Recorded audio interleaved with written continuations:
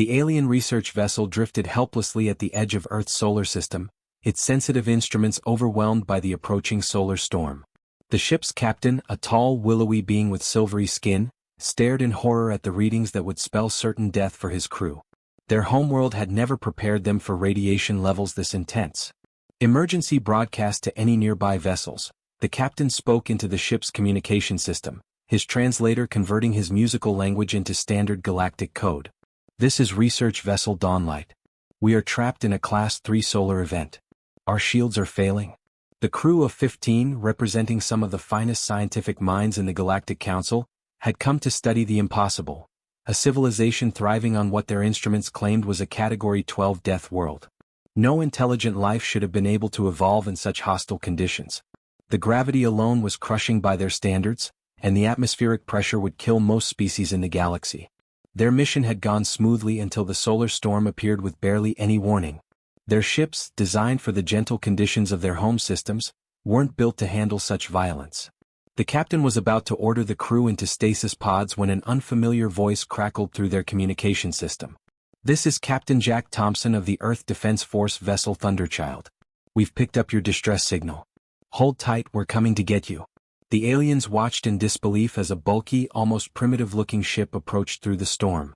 Where their own sleek vessel used graceful force fields and energy manipulation, this human ship looked like it was designed to simply punch through whatever got in its way. "Impossible," the alien science officer whispered. The radiation levels would cook any living thing, but the human ship kept coming. It, tall, thick, and scarred, seemed to ignore the solar winds that had crippled their own vessel. As it drew alongside, the aliens got their first look at humans through the viewing ports. Captain Thompson stood in his ship's airlock wearing what looked to the aliens like incredibly primitive protection. No energy shields, no personal force fields, just layers of material they would later learn was called metal and ceramic. "We're going to extend a docking tube," Thompson's voice came through again. "Your ship's readings show your life support is failing. We can evacuate your crew to our vessel until the storm passes." The alien captain hesitated only briefly.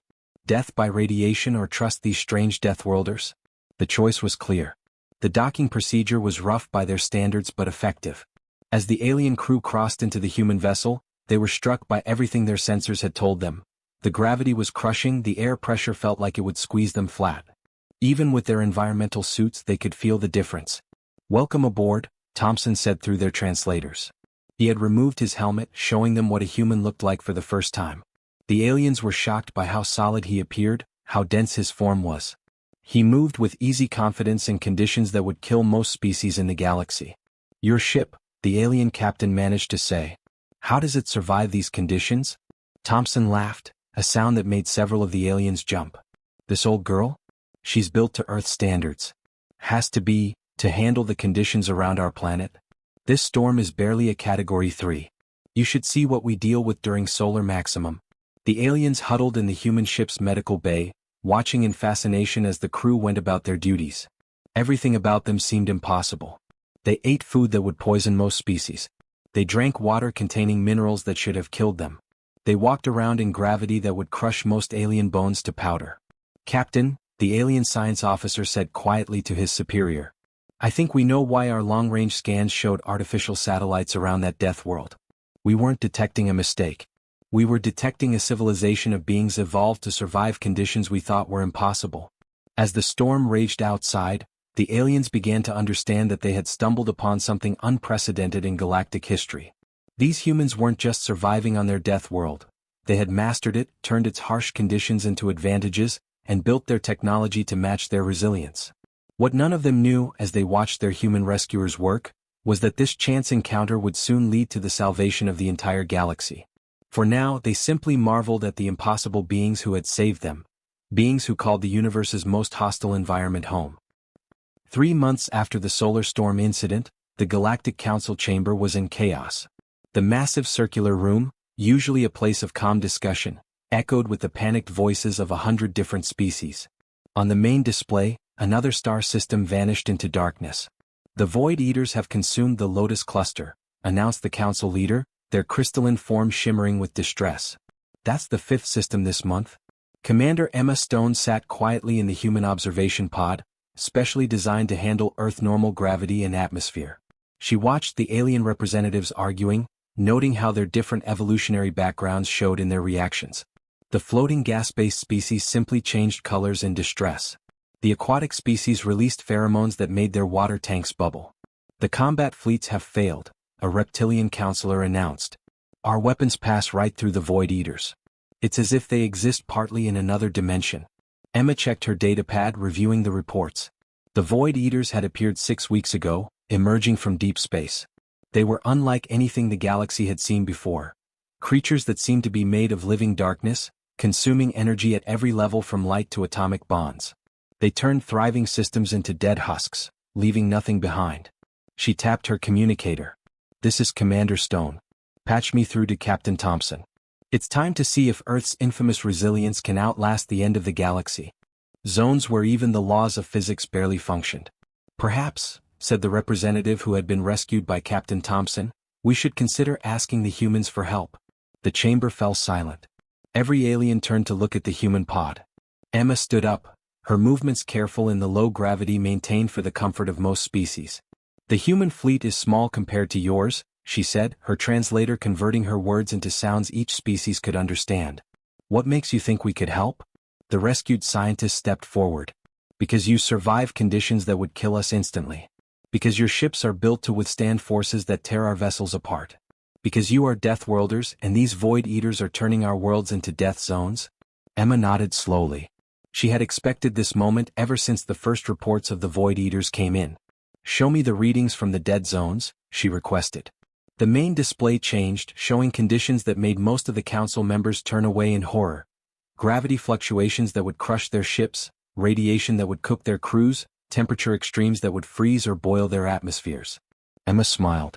Those conditions? They're not much worse than a bad day on Earth.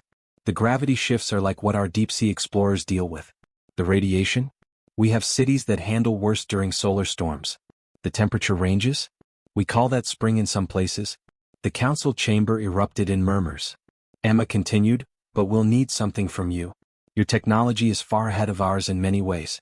We need your help to adapt our ships for long-range travel, to upgrade our weapons, to give us the tools to fight these things. Impossible, shouted one of the counselors. Giving humans advanced technology? They're barely out of their gravity well. They still burn chemical fuels.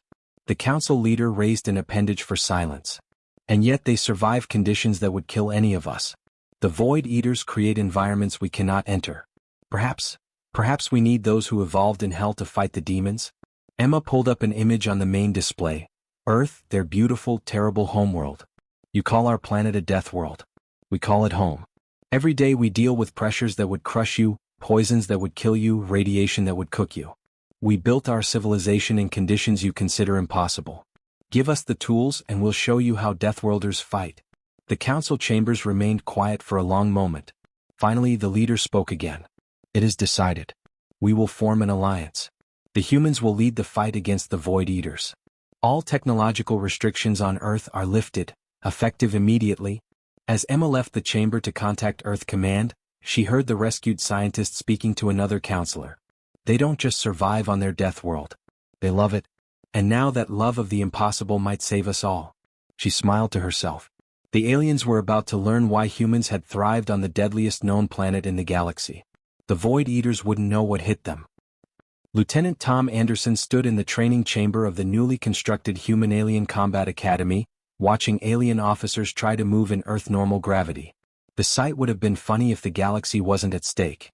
Come on, you can do it, he encouraged a bulky alien trying to lift what humans would consider a lightweight. The alien's crystalline structure trembled with effort. Remember, on your world this would be impossible. Here you're already doing the impossible. The academy had been built on an asteroid near Earth, specially designed to simulate different planetary conditions. Today they were running what the aliens called extreme survival training, and what humans called basic warm-up. Sir, one of the alien trainees called out, their environmental suit glowing with stress indicators. How do humans handle this every day?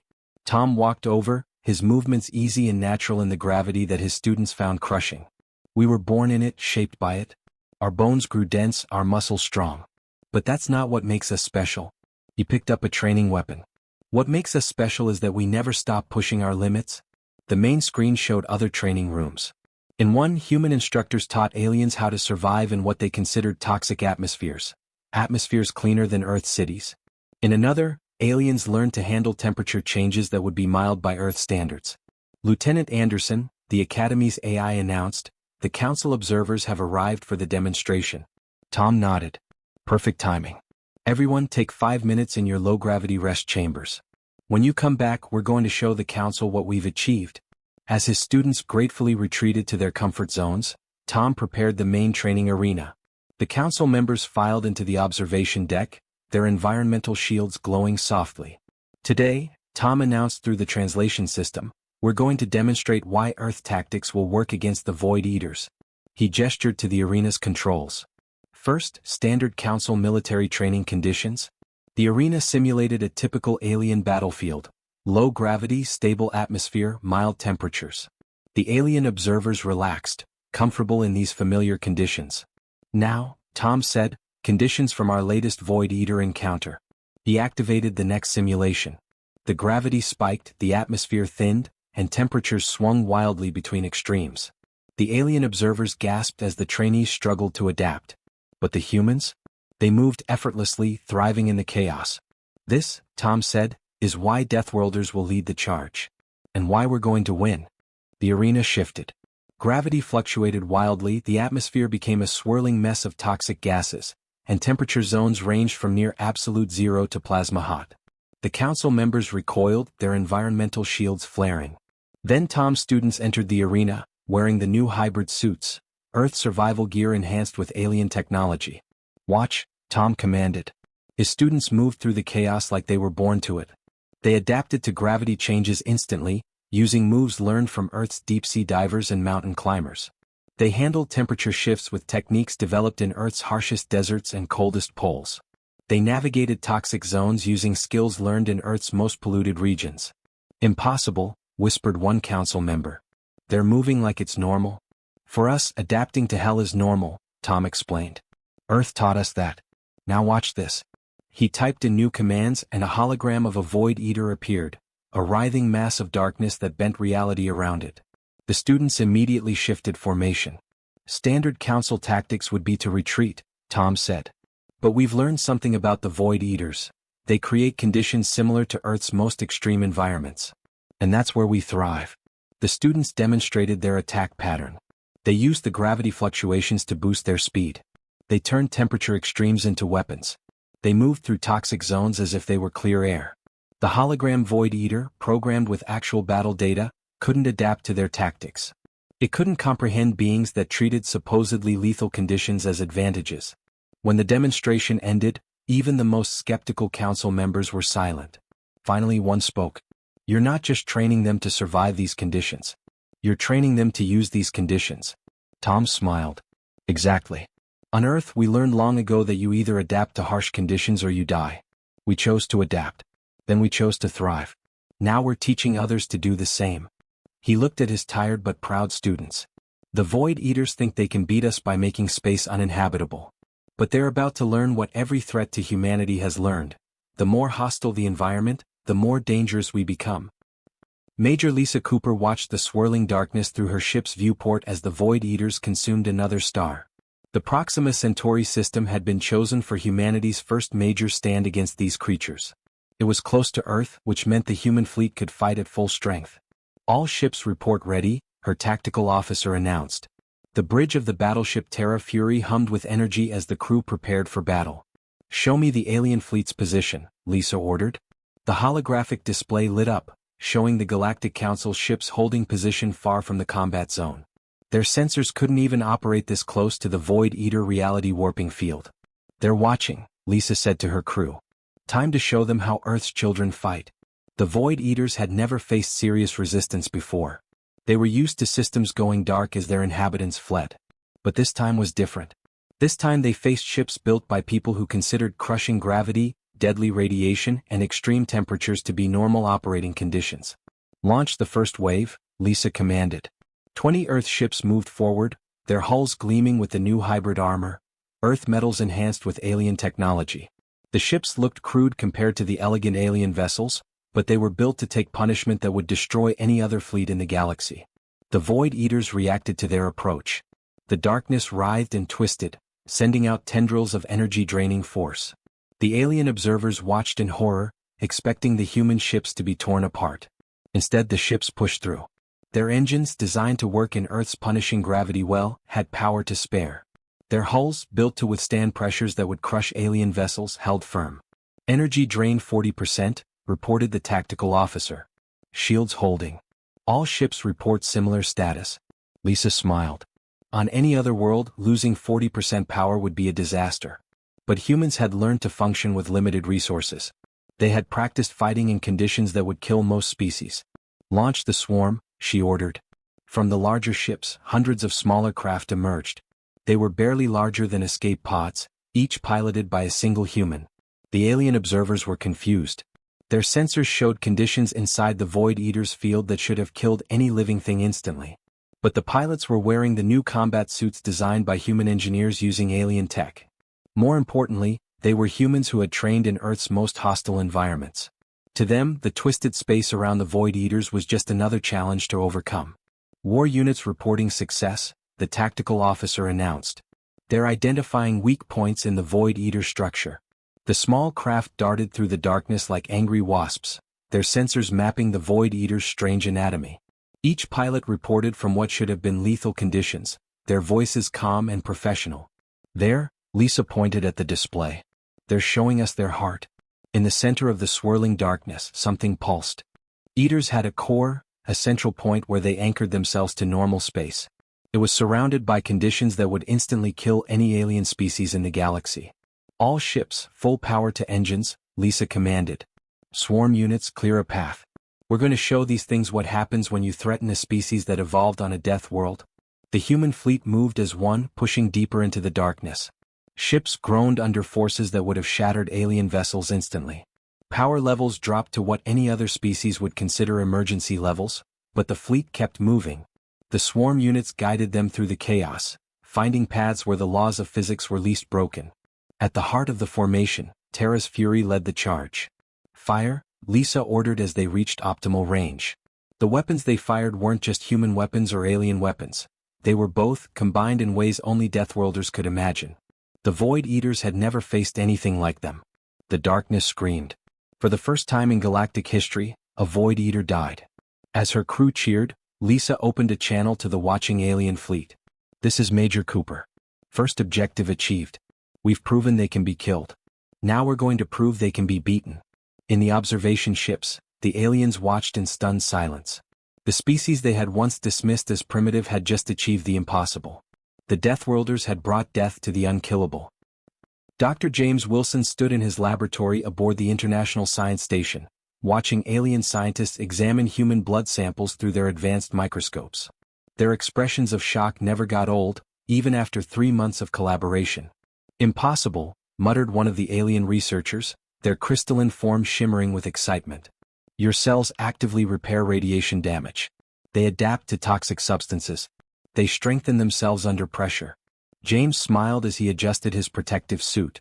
The lab was kept at Earth-normal conditions, which meant his alien colleagues needed special equipment just to survive their working environment. That's how we survived Earth, he explained. Our planet tried to kill us so many times that our bodies learned to fight back. Now, I think we can use that knowledge to fight the Void Eaters. The main screen showed their latest discovery. Human cells, when exposed to the energy-draining effect of Void Eater tissue samples, didn't die like alien cells.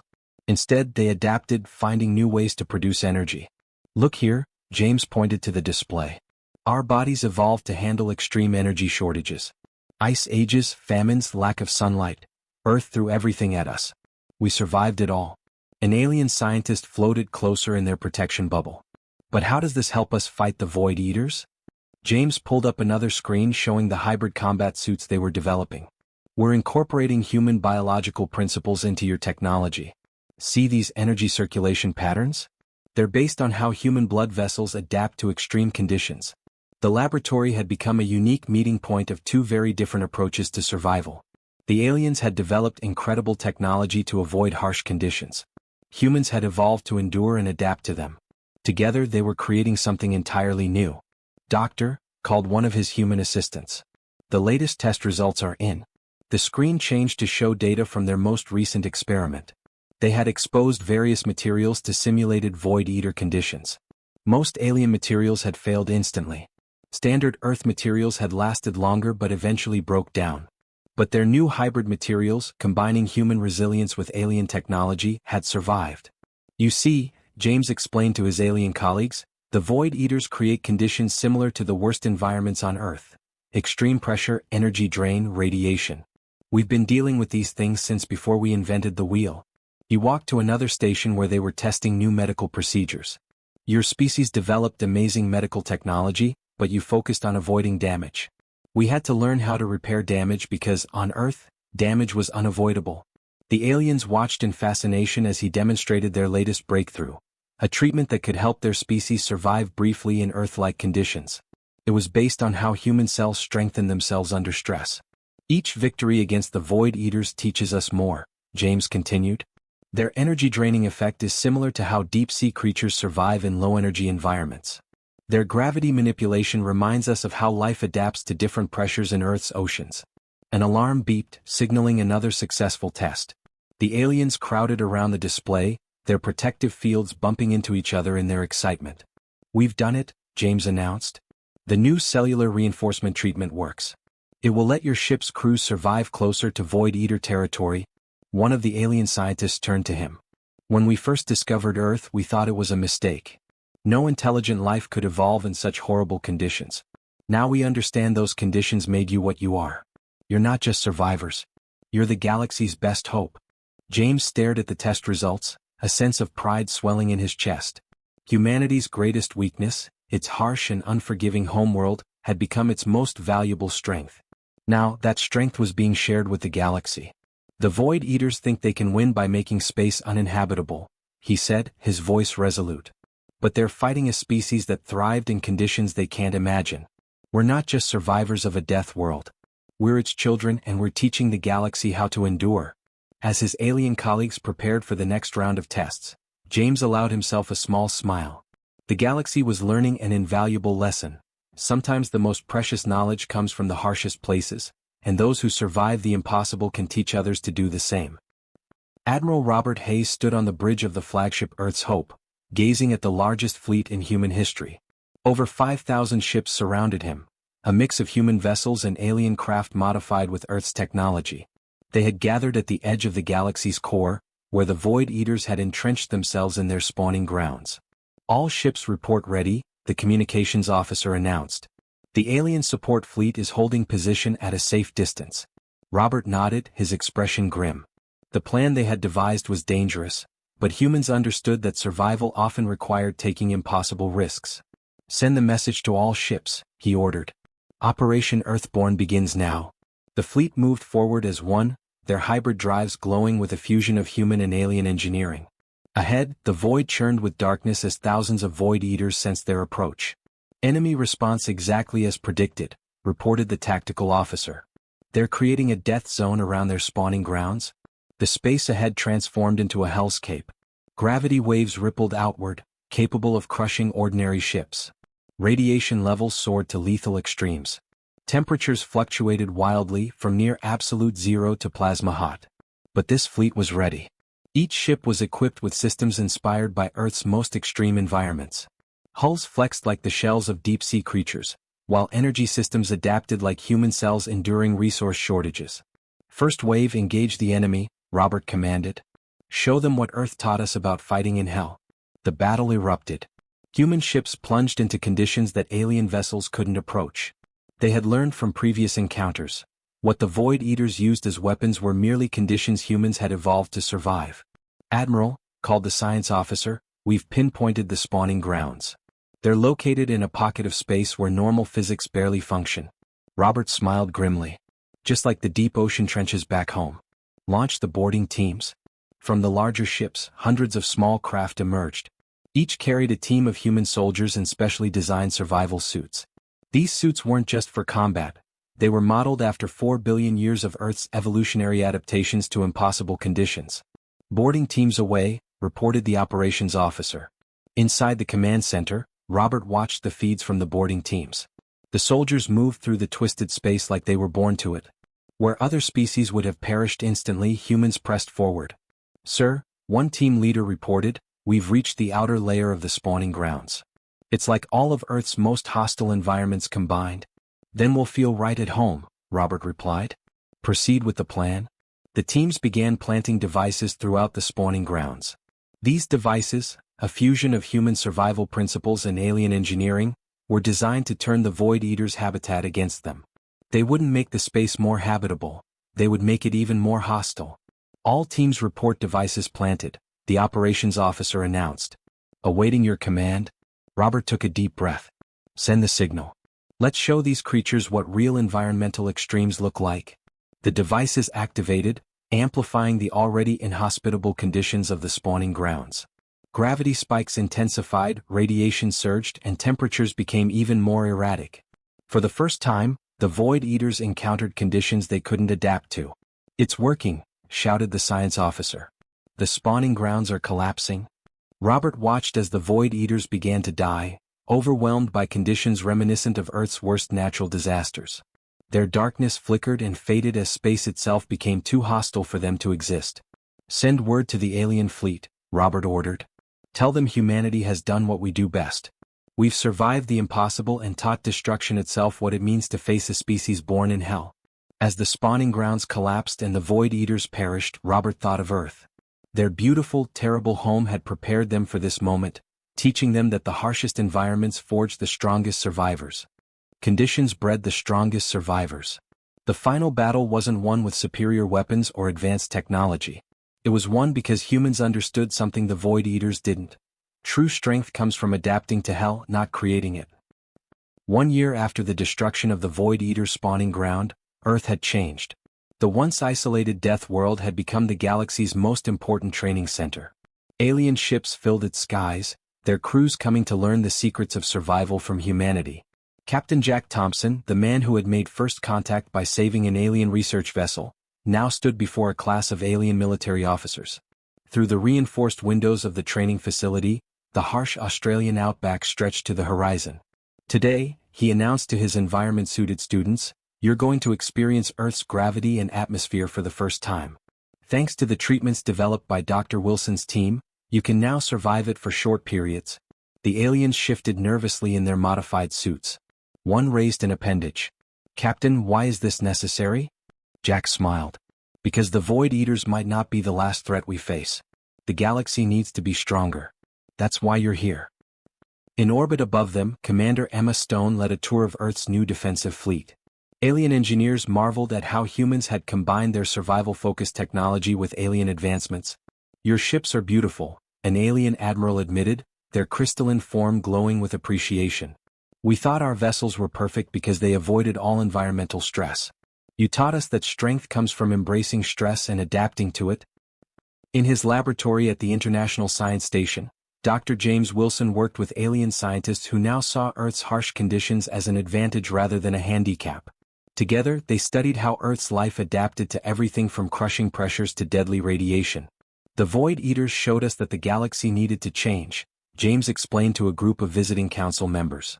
"You can't always avoid harsh conditions. Sometimes you have to learn to thrive in them." Lieutenant Tom Anderson, now promoted to colonel, supervised the construction of new training facilities around the world. Each was designed to teach alien species how to survive in Earth's various extreme environments. "The desert teaches endurance," he told his alien construction team. "The oceans teach adaptation to pressure. The poles teach survival in extremes. Earth is the perfect training ground because it's already tried to kill us in every way possible." Major Lisa Cooper, who had led the first successful battle against the Void Eaters, now commanded the Galactic Defense Academy. Her students came from 1,000 worlds, each eager to learn how humanity had turned environmental challenges into strategic advantages. Before the war, she told her class, the galaxy feared death world conditions. Now we understand that facing these conditions makes us stronger. Every graduate of this academy will take that lesson back to their homeworld. In the Galactic Council chamber, now relocated to a station orbiting Earth, Admiral Hayes addressed the assembled representatives. The chamber itself was designed to accommodate both standard alien environments and Earth conditions, symbolizing the new cooperation between species. 1 year ago, he said, "You called us primitive because we came from a death world. Now you understand that surviving on a death world made us strong enough to save everyone. But we're not just teaching you how to survive. We're learning from you too. He gestured to the window where Earth shone blue and beautiful below them. Your technology helps us explore the stars. Your science helps us understand the universe. Together we're creating a stronger galaxy.